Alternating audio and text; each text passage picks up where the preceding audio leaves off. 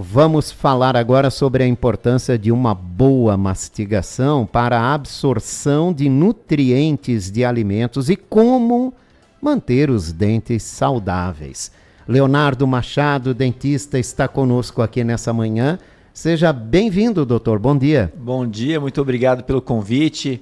É um prazer estar aqui, poder falar um pouquinho com a rádio, com os ouvintes, sobre um tema tão importante que as pessoas precisam ter em mente, como é importante cuidar dos dentes, né? Exatamente, né? Muita gente pensa que a digestão começa no estômago, mas ela começa na boca, né, doutor? Qual é o papel da mastigação nesse processo? Pois então, a mastigação é importante porque é ela que vai começar a quebra do alimento para que a gente evite uma sobrecarga do nosso sistema digestivo. Fazendo uma analogia, é como se a gente pegasse um alimento inteiro e colocasse no liquidificador. Se a gente cortar ele, a gente vai ter um processo muito mais fácil. Então, a gente evita a sobrecarga do estômago, melhora a condição intestinal, a absorção de nutrientes e, com isso, a qualidade de vida do indivíduo ela se torna melhorada, né? E nós temos esse hábito de se preocupar com isso? Não, na verdade, hoje em dia que a gente observa que as pessoas comem até com muita pressa, né? Sem observar direito o que está comendo, sem prestar atenção na mastigação. As pessoas comem olhando para o celular ou assistindo televisão, enfim. E isso acaba que ela não presta atenção no que está comendo, não faz a mastigação de forma adequada e acaba ingerindo alimentos, pedaços maiores, né? E sobrecarregando todo o sistema digestivo. Coisas importantes que a mastigação traz para a gente, até na prevenção de acidentes. Esses dias eu estava ouvindo uma entrevista do Craque Neto, né, na Bandeirantes, inclusive, e ele estava falando com o ex-jogador do Palmeiras, o Sérgio, que é o goleiro, que o pai faleceu devido a um engasgo com um pedaço de carne. E aí pode ter diversos fatores, a gente vê muito acontecer isso com criança, né, mas existe muitos casos de até óbito, né, como aconteceu nesse caso, por causa do engasgo. E pela pessoa não ter feito a mastigação adequada. Ou por pressa, né, de comer de qualquer jeito, ou até mesmo pela falta de dentes. Então, é muito importante. As pessoas acham que o dente está lá atrás, não aparece, é só estética, e então não dá aquela importância toda, mas é muito importante ter toda a dentição completa. Como é uma mastigação correta, doutor? A mastigação correta ela deve ser feita da seguinte forma. Primeiro, porções pequenas do alimento, né? Então a gente deve mastigar até que a gente sinta que aquele alimento virou praticamente ficou mais pastoso. E isso facilita muito para a gente deglutir e evitar sobrecarga. Normalmente ali as pessoas perguntam para mim, né? Quantas vezes eu preciso mastigar um alimento? Isso não tem assim, um número exato, mas em média ali entre 20 a 30 vezes a mastigação. Ninguém vai ficar contando, mas dá para mais ou menos ter uma ideia do que a gente precisa aí. Mas é necessário mastigar bastante. É necessário mastigar bastante. Isso é importante. E como a gente pode educar as nossas crianças para isso, doutor? Porque o senhor sabe, criança, né? Uhum. É tudo muito apressado. E aí vai levando isso para a vida também, né? Bom, as crianças, na verdade, elas comem o que os pais dão. Então, primeira coisa, a gente evitar alimentos muito ricos em açúcar, salgadinhos, enfim, porcariada, né? Que a gente costuma dizer aí, popularmente chamar esses alimentos ultraprocessados, né? Então, sempre que a pessoa puder oferecer para a criança frutas, verduras, legumes, alimentos que sejam mais nutritivos e que ensine as crianças que elas precisam fazer essa mastigação. Falando no sentido do cuidado com a dentição das crianças, um erro muito comum que a gente observa é que os pais normalmente deixam para levar a criança ao dentista quando a criança reclama de alguma coisa. Sente alguma dorzinha, ou o pai já viu algum pontinho preto no dente, né? E isso é um grande erro. Pelo seguinte motivo, as crianças nunca tiveram contato com um dentista antes. Se o primeiro contato já for para fazer algum procedimento invasivo, tiver que usar o tão temido motorzinho, fazer anestesia, enfim, procedimentos que sejam mais demorados, a criança já vai ter uma primeira experiência mais traumática. Então, minha recomendação é a seguinte: levar as crianças, assim que nascer o primeiro dentinho, é interessante já começar a fazer o acompanhamento, porque ela já vai crescer dentro de uma cultura preventiva e ela vai associar o dentista à limpeza, no caso. Então ela vai sair de lá com a boca cheirosa, limpinha, ela vai ter uma sensação boa, não vai ter nada que traumatize ela, não vai nada de dor, né? Então provavelmente essa criança vai crescer sem problemas bucais. E mesmo que tenha alguma coisinha, vai ser em fase inicial, vai facilitar muito o trabalho do dentista e também o trabalho dos próprios pais, que na maioria das vezes os pais estão ali acompanhando, eles passam o perrengue, né, como se diz, junto com o dentista. Exato, exato. E tem alguma técnica para orientar as crianças sobre a correta mastigação? Então, sobre a correta mastigação, assim, propriamente dita, não, a gente vai orientar a mastigar várias vezes, né, engolir depois que estiver bem mastigado, mas é difícil você orientar uma criança, dá até para orientar, mas vai ser difícil ela absorver aquilo e praticar o que você falou. Então isso é um trabalho diário que tem que ser feito com os pais em casa, né? Observar, você não está mastigando direito, comeu muito rápido. Então isso é muito importante.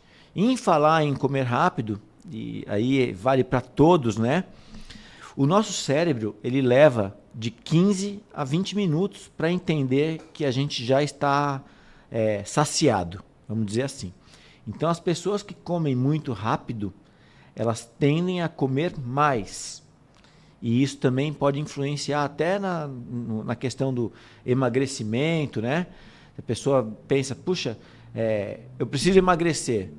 O que eu preciso fazer? Lógico, mudar a dieta, mas se ela conseguir prestar atenção na mastigação, né, em como ela come, a velocidade de almoçar, de fazer a sua refeição, ela vai conseguir ter um ganho com isso também. Olha só, né? Então comer rápido também você acaba não dizendo para o cérebro que acabou. Exatamente. E o ele cérebro entende que ainda pode precisa te mais. induzir a daqui meia hora ter fome novamente. Não necessariamente. Quando a pessoa come, assim, na mesma refeição ali, ela come muito rápido, ela vai, em vez de comer, sei lá, em 10 minutos, ela vai levar 20 minutos comendo, porque ela vai comer mais, ela vai comer rápido, só que mais. A pessoa que mastiga, que ela se concentra no que está comendo, ou seja, longe do celular, longe da televisão, né? Uma refeição, como a gente dizia antigamente, né? Aquela refeição em família, em que as pessoas comem, mastigam, conversa, volta, mastiga mais um pouco, ela vai ter uma qualidade de mastigação e de absorção dos nutrientes muito melhor. Quando a pessoa ela mastiga mal ou rápido demais, como o senhor acabou de falar, o que pode acontecer, por exemplo, né, com a digestão da pessoa? Que reflexos isso pode trazer na digestão e também na absorção de nutrientes? Então, ela pode ter, né, pode aumentar gases, pode ter azia, aquele cansaço que a gente sente depois da refeição pode ser aumentado em função da pessoa não mastigar adequadamente, né? Então é muito importante mesmo que ela preste atenção. Com relação à absorção dos nutrientes, pela mesma lógica, né? Se você tritura melhor os alimentos, ele vai chegar no teu estômago com mais saliva, que já tem enzimas que ajudam na digestão. O ácido clorídrico presente no estômago vai ter uma ação facilitada, né? E o trato digestivo, quando vai para o intestino vai funcionar melhor também para quem mastiga bem. Mastigar bem ajuda o corpo a aproveitar melhor os nutrientes dos alimentos. Exatamente. E a gente fala isso muito, né? E em relação às pessoas idosas também. Porque por muito tempo as pessoas acreditam que é natural perder dentes ao longo da vida. Faz parte do envelhecimento. E isso não é verdade. Se a pessoa tem o hábito de fazer suas consultas regulares no dentista, fazer a higienização correta, né, diariamente, com escovação, fio dental, ela vai chegar no fim da vida com seus dentes inteiros, íntegros e funcionais. É muito importante. Então, pessoas que ao longo da vida perderam dentes, elas precisam fazer a reposição desses dentes. E aí tem inúmeras formas, né? Prótese, implante, enfim. Ela precisa repor esses dentes para que ela possa ter uma qualidade de vida melhor através da mastigação. O que a falta de um dente pode interferir nessa mastigação, doutor? Então, como ela não vai conseguir ter uma mastigação tão eficiente, ela vai começar a ingerir os alimentos com pedaços maiores, né? Outra coisa que pode acontecer também são os dentes entortarem, né? Eles vão procurar ocupar aquele espaço que ficou sem o dente. Então ela pode ter interferências nos movimentos mandibulares, pode começar a ter problemas da articulação temporomandibular pela falta de dentes. Então, perder um dente é como perder uma peça de uma engrenagem. A gente sempre costuma dizer que assim, se você perdeu, tem uma unha encravada, por exemplo, você não vai arrancar o dedo. E muitas vezes as pessoas acham que tem um problema no dente, ela vai lá e simplesmente extrai o dente e não precisa fazer mais nada. E não é bem assim que funciona. Tem que cuidar acima de tudo, né? E quem mastiga e sente dor, o que pode estar acontecendo, doutor? Tem vários tipos de dor que ela pode sentir ao mastigar, né? Se ela tem uma dor relacionada a uma cárie, por exemplo, ela pode ter sensibilidade à temperatura, né? Doce, frio, quente. Se ela tem uma dor relacionada a contatos prematuros, interferências nos movimentos, ela pode ter uma dor mais na pressão, que também pode ser uma dor ocasionada também por infecção, também pode causar uma dor de pressão. Enfim, aí precisa fazer uma investigação, porque existem várias formas que a dor pode se manifestar. Por isso que é importante o paciente ter o hábito de fazer suas consultas regulares, para que a gente consiga eliminar algum problema que hoje ele é pequeno, antes dele ficar um problema grande.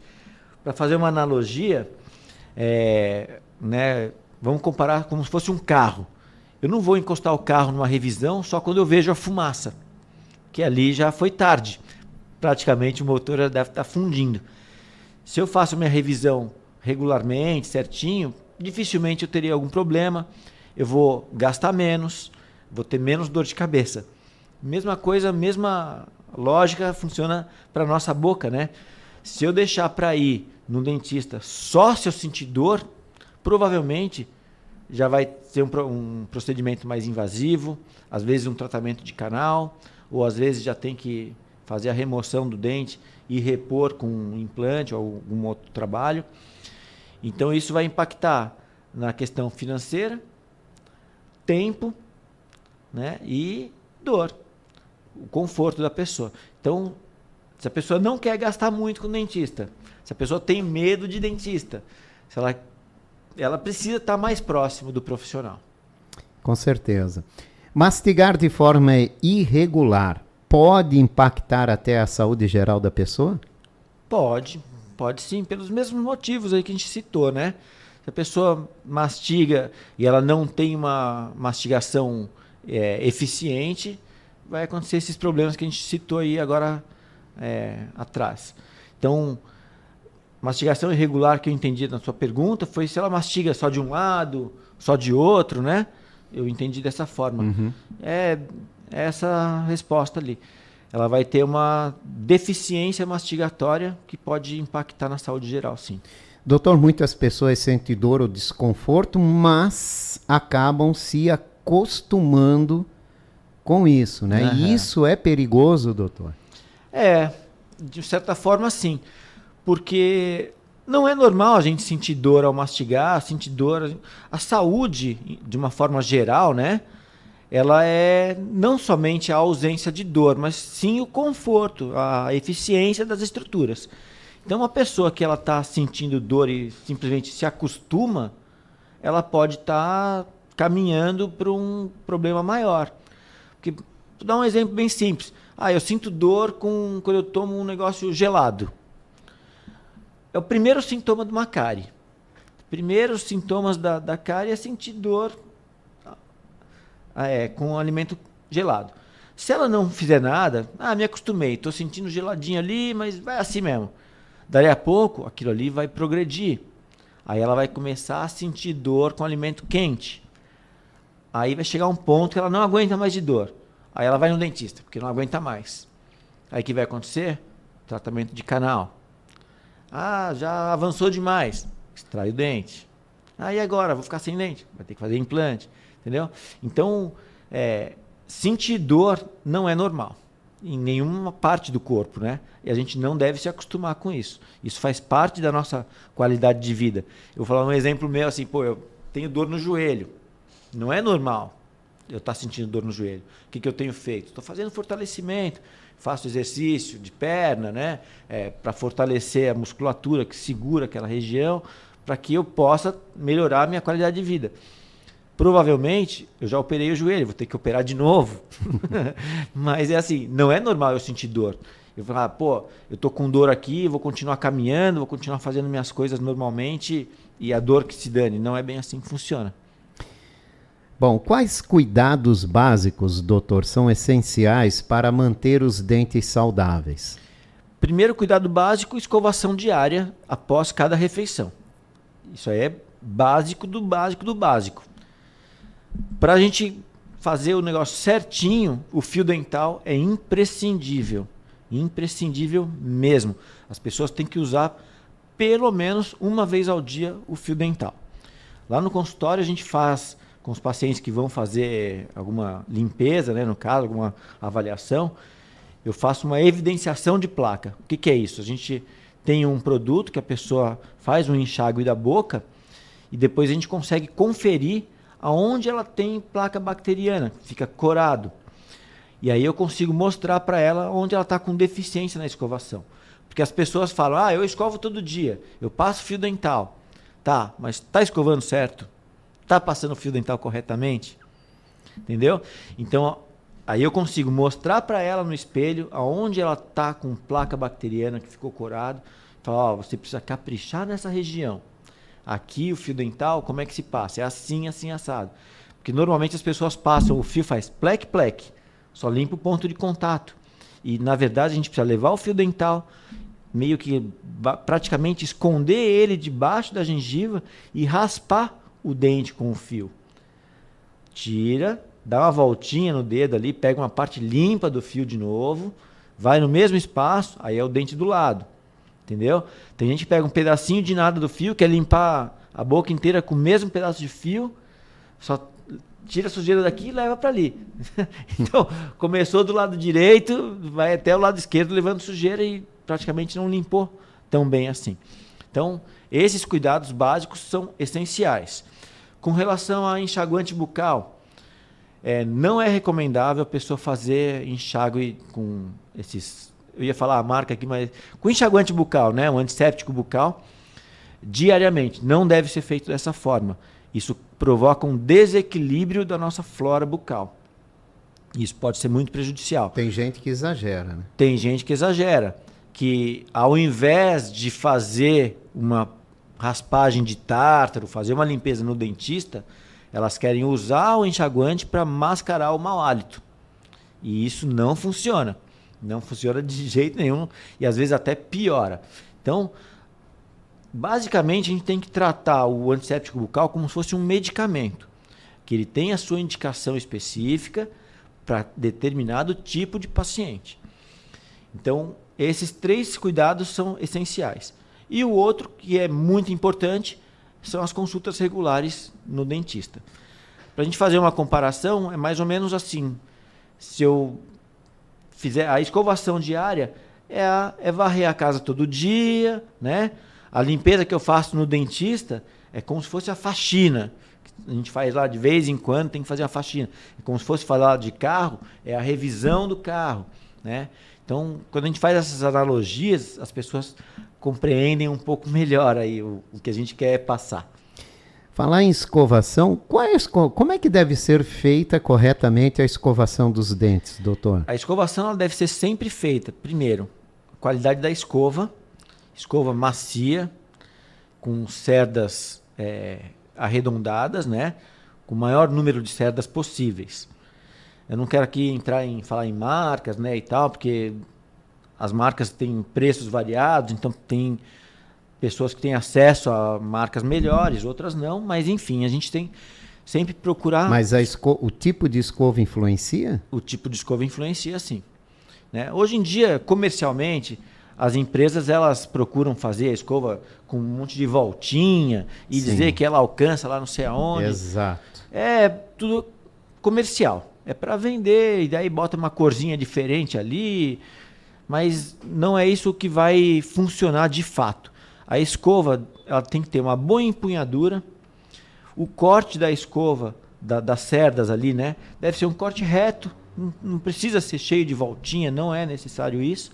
E a escovação sempre feita do sentido da gengiva para baixo, no caso da parte superior, né? E se for inferior, da gengiva para cima, como se fosse uma varredura.